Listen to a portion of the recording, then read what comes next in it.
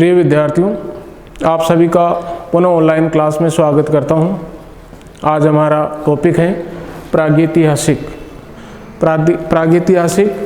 Pre history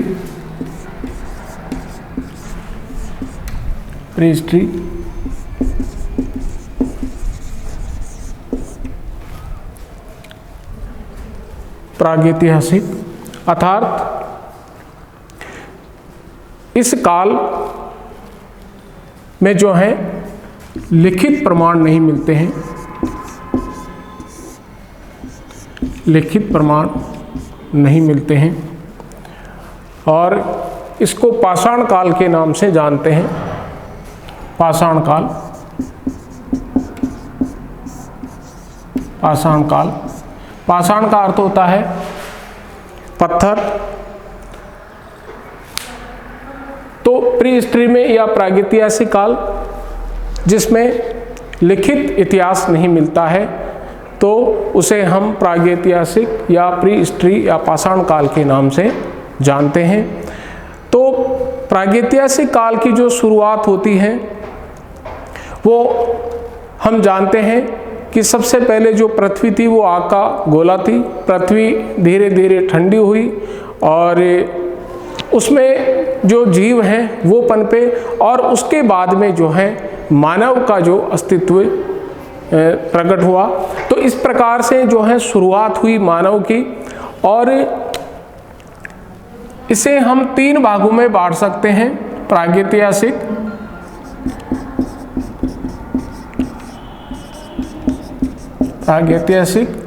या पाषाण काल को तीन भागों में हम बांट सकते हैं। पहला पूरा पाषाण काल, दूसरा मध्य पाषाण काल,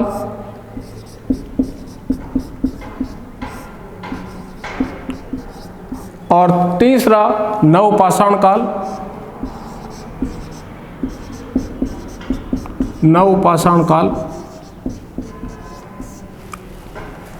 तो पाषाण काल को तीन भागों में विभाजित कर दिया गया। पहला पूरा पाषाण काल, दूसरा मध्य पाषाण काल और तीसरा नव पाषाण काल। तो इन सभी के जो है लिखित प्रमाण नहीं मिले हैं और जो मिले हैं उनको जो है पहचाना नहीं गया है या उसको पढ़ पाना मुश्किल है। तो इस प्रकार के ऐतिहासिक को प्रागैतिहासिक काल कहते हैं और इसे तीन भाग में बांटा गया है। पूरा पाषाण काल, मध्य पाषाण काल और नव पाषाण काल, यानी पत्थरों का जो काल है इस काल को प्रागैतिहासिक काल या पाषाण काल कहते हैं। एक ऐसा युग जिसका कोई लिखित प्रमाण हमारे पास उपलब्ध नहीं होता है वो प्रागैतिहासिक काल है या प्री हिस्ट्री का काल है। पूरा पाषाण काल को तीन भागों में विभाजित और किया गया है। पहला पूरा पाषाण काल को तीन भागों में विभाजित कर दिया गया है। पहला निम्न पूरा पाषाण काल, निम्न पूरा पाषाण काल, दूसरा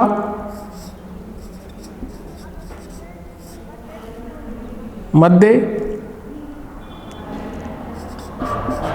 पाषाण काल, तीसरा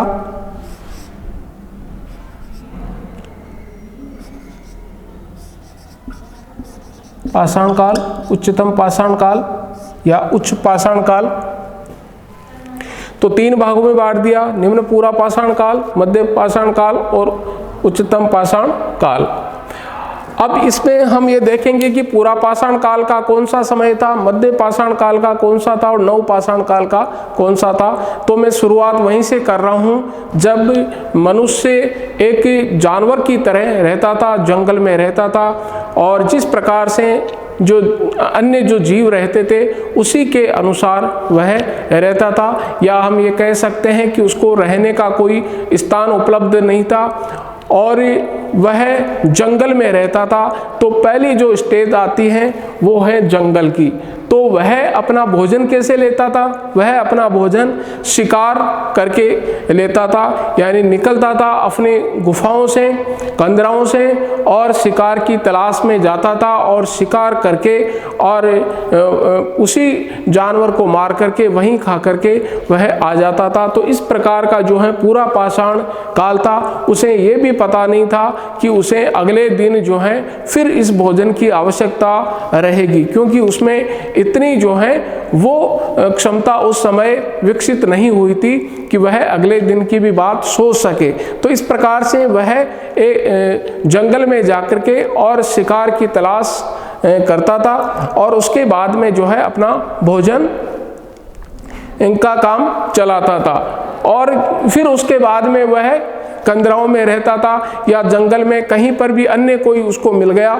तो इस काल में हम ये देखते हैं कि पत्थरों की ही जो है औजार रहते थे उसके पास में ही, और पत्थरों की गुफाओं में वह रहता था और जो है वो अन्य जानवरों की तरह या उनके साथ में रह करके वह अपना जो है जीवन चलाता था। तो इस पूरा पाषाण काल में निम्न पूरा पाषाण काल, मध्य पाषाण काल, उच्चतम पाषाण काल, तो इसका विकास पहले निम्न पूरा पाषाण, फिर मध्य पाषाण, फिर उच्चतम पाषाण।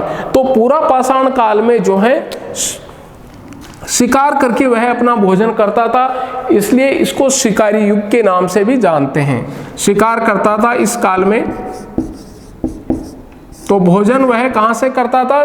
जंगल में शिकार करके किसी जानवर को वह मारता था और वह मारने के लिए किसी बड़े पत्थर का उपयोग करता था, या फिर मान लीजिए गड्ढा उसने खोद दिया, खोद करके और फिर जो है उसको जो पेड़ पौधों की जो टहनियाँ उनसे ढक देता था, और जब कोई विशालकाय जानवर वहाँ से गुजरता था तो उस गड्ढे में वह गिर जाता था। तो इस प्रकार से उसका जो है उसको मारा जाता था, उसका भोजन तैयार किया जाता था।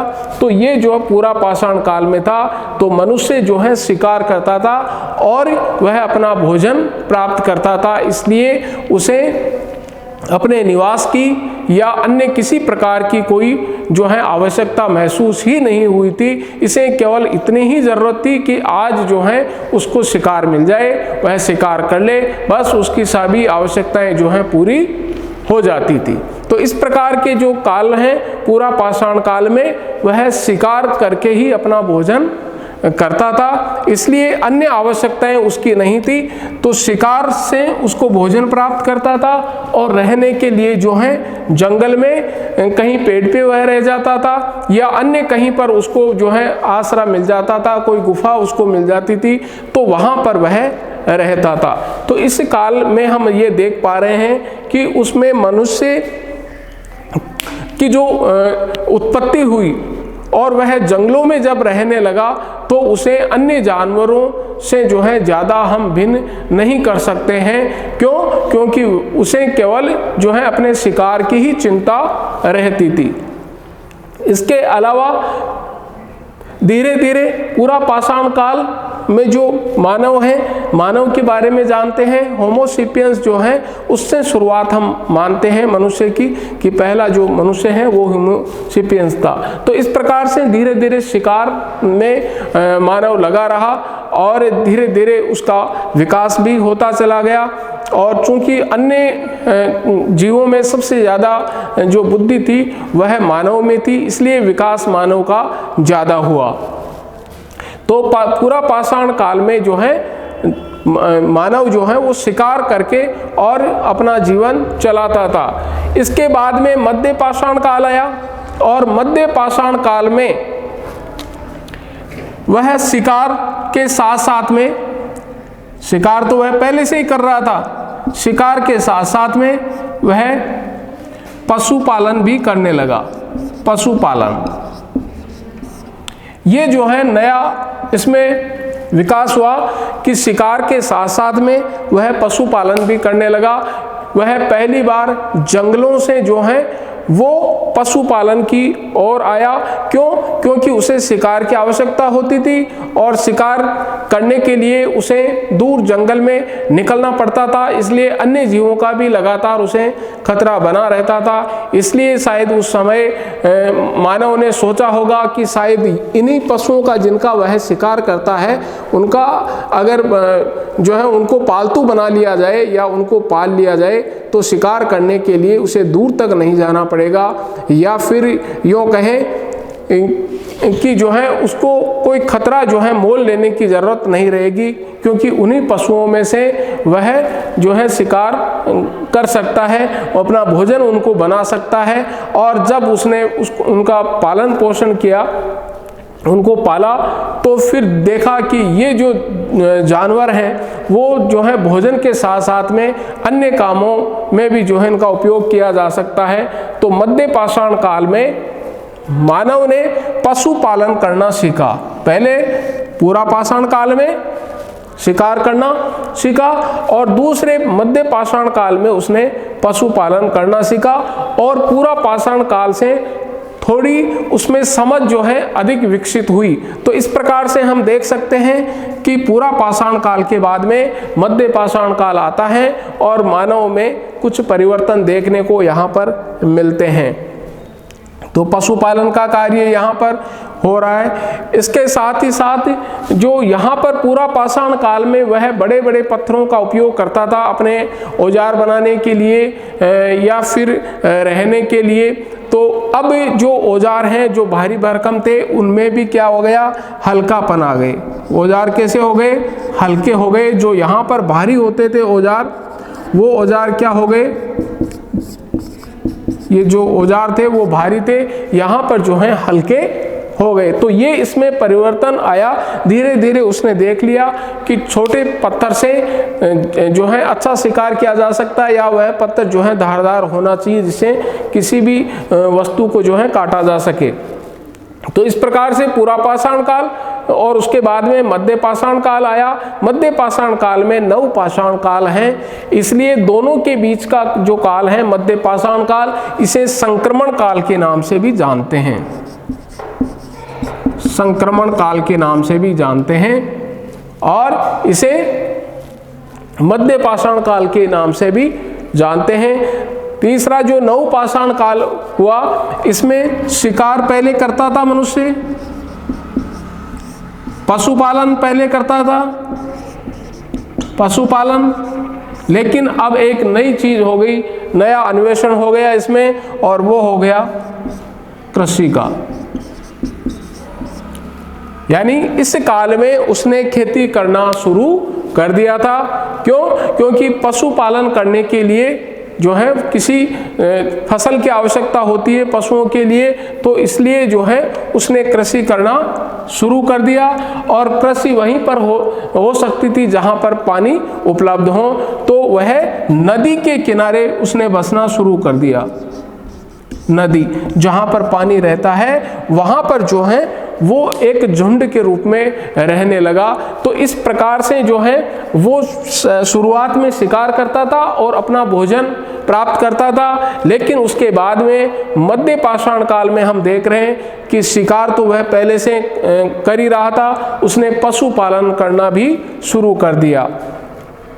और इसी के साथ में अपने औजार वगैरह हैं उनको भी उसने धारदार बनाना शुरू कर दिया। और नव पाषाण काल में जो है 3 हो गए, शिकार करना वह जानता था, पशुपालन करना उसने सीख लिया था, अब जो है कृषि करना भी उसने धीरे धीरे सीखना शुरू कर दिया। तो ये जो है नव पाषाण काल में सबसे ज़्यादा जो है क्रांतिकारी परिवर्तन हुए। ये हालांकि सबसे छोटा काल था, लेकिन सबसे ज़्यादा क्रांतिकारी परिवर्तन जो है नव पाषाण काल में देखने को मिले। और नदियों के किनारे पर जो है सभ्यताएं हैं पहली बार पनपनी शुरू हो गई। तो ऐसा काल जिसमें नव पाषाण काल में जो संस्कृतियां हैं वो पनपनी शुरू हो गई, लेकिन कालांतर में ये सभ्यताएं समाप्त भी हो गई। क्यों हो गई? क्योंकि किसी बाढ़ के कारण से हो गई शायद, क्योंकि जो भी ये सभ्यताएं पनपी थी वो सभ्यताएं नदियों के पास में पनपी थी, तो शायद नदियों में जो है बाढ़ आ गई हो और बाढ़ के पानी से ये सभ्यताएं जो है समाप्त हो गई हों। तो इस प्रकार से हम ये देख रहे हैं कि पूरा पाषाण काल मध्य पाषाण काल और नव पाषाण काल में किस प्रकार का जो है उनका जीवन था, उनका भोजन क्या था। तो पूरा पाषाण काल में हम देख रहे हैं कि भोजन किससे करते थे, किसी भी जीव का जो है शिकार करते थे और शिकार करके और वो करते थे। तो सबसे पहले जो है शिकार करते थे, कच्चा मांस वो खाते थे और शिकार करने के बाद में दूसरे दिन की वो नहीं सोचते थे भाई दूसरे दिन भी उनको जो है शिकार की आवश्यकता होगी, तो वो जो है शिकार करते थे। तो उनका जो भोजन था वो शिकार था, यानी दो ही थे, एक शिकार और दूसरा शिकारी। इस युग में एक शिकार था तो दूसरा शिकारी था। तो भोजन जो है वो उपलब्ध रहता था। इसके अलावा जो आवास थे वो जंगल में ही थे, आवास जो थे वो जंगल में थे और जो है किसी गुफा में वह रहता था। तो हम ये कह सकते हैं कि पहली बार वो जो है पूरा पाषाण काल में वह जंगल से निकल करके और जो है वो गुफाओं में आया और उसके बाद में जो है उसको एक झुंड के रूप में जो है रहना सीख लिया, एक जो है सभ्यता के रूप में जो है रहना सीख लिया। इसलिए जो है शुरुआत जो है नव पाषाण काल में जाकर के हुई कि जो मानव है वो सभ्य बन गया। तो इस प्रकार से पूरा पाषाण काल में जो है भोजन का हमने देख लिया, आवास का हमने देख लिया, औजार वगैरह जो हैं वो किसके होते थे, औजार जो है पत्थरों के होते थे, औजार जो है पत्थर। तो इसलिए इसको क्या कहते हैं, पाषाण काल कहते हैं, क्योंकि उसमें ज़्यादातर जो भाग होता था चाहे औजार का हो या अन्य किसी सामग्री का हो वह पाषाण का होता था, पत्थरों का होता था। तो इस प्रकार से उसका जो है पत्थरों पर अधिक जो है निर्भरता थी। और इसके बाद में जो है मध्यकाल आता है, तो मध्यकाल में फिर इन्हीं पत्थरों के द्वारा वह शिकार करता था। लेकिन अब ये औजार जो हैं थोड़े ज़्यादा धारदार हो गए थे, क्योंकि अनुभव के आधार पर उसने ये देख लिया था कि जो है शिकार करने के लिए तेज और धारदार हथियार होने चाहिए। तो पत्थरों को वह घिस घिस करके भी जो है वो हथियार के रूप में काम में लेने लगा। तो शिकार करने के लिए और साथ में पशुपालन करना भी उसने सीख लिया था। इसलिए जो पशुपालन था, तो इसमें जो पशुपालन का काम करता था तो किसी को जानवर की ज़रूरत होती थी तो उसको देख करके और वह औजार वगैरह भी कई बार खरीद लिया करता था। तो इस प्रकार से जो है एक विनिमय प्रणाली भी शुरू हुई, विनिमय जो प्रणाली है वो भी शुरू हुई। और इस प्रकार से हम देख रहे हैं कि भोजन के लिए जो है अब उसे जंगल पर निर्भर रहना नहीं पड़ता था, क्योंकि उसने पशुओं को पालन करना सीख लिया था। अब उसे ज़्यादा खतरा मोल लेने की आवश्यकता नहीं थी, क्योंकि इस पूरा पाषाण काल में जब वह शिकार करने के लिए जाता था तो वह अधिकांश समय स्वयं भी जो है शिकार हो जाता था जंगली जानवरों का। और इस कारण से जो है अब उसने पशुपालन कर लिया। तो यहाँ पर थोड़ा सा मानव का जो है खतरा कम हो गया। तो मध्य पाषाण काल में पशुपालन करना सीख लिया और तो भोजन की जो निर्भरता है वो कम हो गई, क्योंकि अब पशुपालन के द्वारा जो है उसे जो है अपना भोजन मिल जाता था। तो इसलिए इस काल को संक्रमण काल कहते हैं कि दोनों के बीच का जो पीरियड रहा वो मध्य पाषाण काल या संक्रमण काल है। इसके बाद में तीसरा हमने देखा नव पाषाण काल। तो इसमें शिकार के साथ साथ में पशुपालन जो है उसने मध्य पाषाण काल में किया था। अब नई चीज आ गई सामने, वो थी कृषि। अब वो नदी के पास में जाकर के खेती करने लगा, ताकि पशुओं के लिए भी और साथ ही साथ स्वयं के लिए भी उसे भोजन की प्राप्ति हो सके। इसलिए नव पाषाण काल में कृषि करना जो है मानव ने सीख लिया। तो इस प्रकार से हम देखते हैं कि प्रादेशिक काल जिसका कोई लिखित इतिहास नहीं है, इतिहास का मतलब होता है जिसका कोई लिखित में एविडेंस हो, जिसमें लिखित में प्रमाण हो, लेकिन इसका कोई लिखित में प्रमाण नहीं है। क्योंकि जो लिपि है उसको अभी तक भी उसको पढ़ा नहीं जा सका है, पहले तो मिली नहीं है और जो मिलती भी हैं उनको भी पढ़ा नहीं गया है। इसलिए प्रागैतिहासिक काल का मतलब है जिसमें कोई इतिहास नहीं है, अर्थात कोई लिखित प्रमाण नहीं है, केवल जो पुरातात्विक जो अवशेष प्राप्त हो रहे हैं, चाहे वो पत्थर के रूप में हो या किसी अन्य औजार के रूप में हो या फिर जो है उसके कोई भवनों में जो ईंटें निकली है उनके द्वारा हो, इन सब के द्वारा जो है हमें प्रमाण मिलते हैं लेकिन लिखित नहीं मिलते हैं। इसलिए जो लिखित इतिहास नहीं है उसे ही हम प्रागैतिहासिक काल के नाम से जानते हैं, और ये काल इसे हम पाषाण काल के नाम से भी जानते हैं, क्योंकि इस काल में सबसे ज़्यादा पत्थरों का उपयोग किया जाता था, चाहे शिकार करने के लिए हो या फिर रहने के लिए हो। तो इस प्रकार से पूरा पाषाण काल में मानव जंगल में रहता था। समझने के लिए मान लो कि पूरा पाषाण काल में वह जंगल में रहता था, फिर जंगल से निकल करके वह जो है गुफाओं तक पहुंचा, मध्य पाषाण काल में वह गुफाओं तक पहुंचा, और उसके बाद में गुफाओं से निकल करके वह नदियों के किनारे पहुंचा, जहां पर उसने कृषि करना शुरू किया।